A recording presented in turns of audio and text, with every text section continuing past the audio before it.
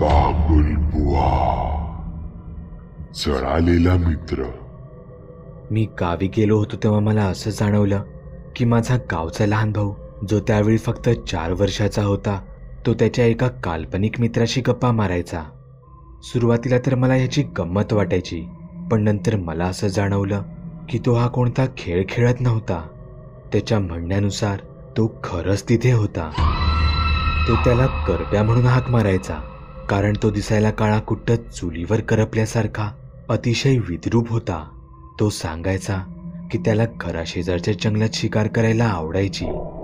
तो इतका काळा होता की जणू जळालेले कोळशाचेच तुकडे. तो म्हणायचा की तो मुलगा पूर्वी जंगलात राहायचा, पण काही लोकांनी त्याला तिथे जिवंतच जाळलं. तेव्हापासून तो असा इथे भटकतो आहे. 4 वर्षाच्या मुलाच्या तोंडून हे बोलणे फारच भयानक वाटत होते.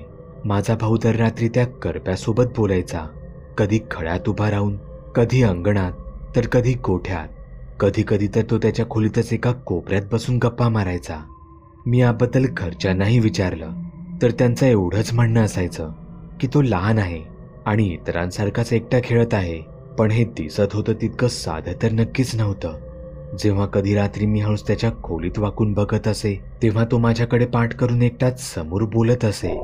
पण मी तिथून लपून बघताच तो झटकन माझ्याकडे वळून पाहिला.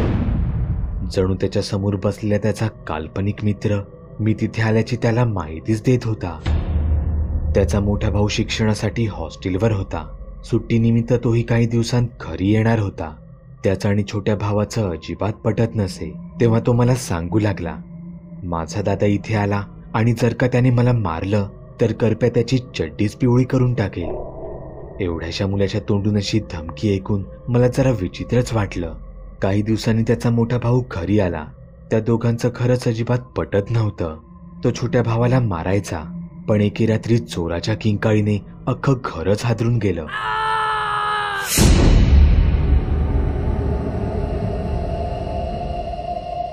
हॉस्टेलवरून आलेला माझा भाऊ स्वतःचे हातपाय जोरजोरात पलंगावर आपटत होता. तो थरथरत होता. तो बोलू लागला की त्याला कोणी काळा राक्षस पलंगावर उचलून आपटत होता. त्याचा गळा दाबत होता. घरचे त्याची समजूत काढू लागले. तुला कोणतं तरी वाईट स्वप्न पडलं असेल. पण त्याने सांगितलेल्या त्या काळ्या राक्षसाचं वर्णन लहान भावाने सांगितलेल्या करप्याशी तंतोतंत जुळत होतं. मी लहान भावाकडे पाहिलं तर तो आपल्या भावाकडे पाहून विचित्र असा हसत होता.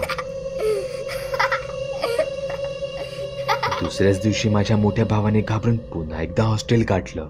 एके दिवशी खेळता खेळता माझा लहान भाऊ रिकाम्या बैलगाडीवरून खाली पडला. त्याच्या डोक्याला मोठी खोप पडली होती. तो रक्तबंबाळ होऊन बेशुद्धच पडला होता. सगळेच जण घाबरले होते. पण एवढ्या मोठ्या प्रसंगातूनही तो सुखरूप बरा झाला. दुसऱ्याच दिवसापासून तो घरात असा वावरू लागला जणू त्याला काही झालंच नसावं. पण आता त्याला करप्या दिसणं बंद झालं होतं.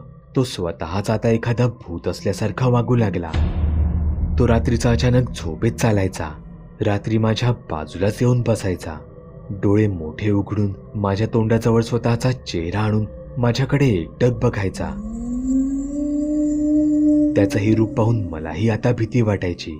असंच एके रात्री सगळे झोपले होते. जोराचा पाऊस पडत होता. गावचा धोधो पाऊस काय असतो हे वेगळं सांगायला नको. तेव्हा अचानकच दाराचा जोरात आवाज आला. मी पाहिलं तर माझा छोटा भाऊ दरवाजा उघडून बिना कपड्याचाच अंगणात भर थंडीत धोधो पावसात भिजत होता. त्याने तसंच झटकन माझ्याकडे वळून पाहिलं आणि माझं अंगच शहारून गेलं.